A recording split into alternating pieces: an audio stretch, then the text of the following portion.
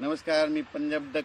राज्यातल्या सर्व शेतकऱ्याला सांगू इच्छितो की 44-45 अंशापर्यंत राज्यातला पारा जाणार आहे म्हणून हे अंदाज लक्षात येतात. म्हणजे गुजरातच्या बाजूला उत्तर महाराष्ट्रात नंदुरबार धुळे त्यामध्ये मेच्या पहिल्या आठवड्यात तिकडे तुरळक अवकाळी पावसाची शक्यता आहे. वारं पाऊस असणार म्हणून त्यांनी लक्षात येतं.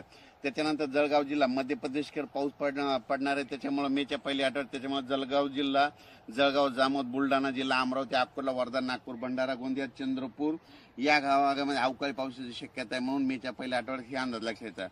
त्याच्यानंतर तेलंगणात देखील अवकाळी पाऊस पडणार आहे मेच्या पहिल्या आठवड्यात. त्याच्यामुळे तेलंगणाच्या सीमालगत नांदेड, धर्माबाद, त्याच्यानंतर नायगाव नरसी या भागामध्ये, त्याच्यानंतर देगलूर, सगरोळे या भागामध्ये अवकाळी पावसाची शक्यता आहे म्हणून त्यांनी देखील लक्षात येतं.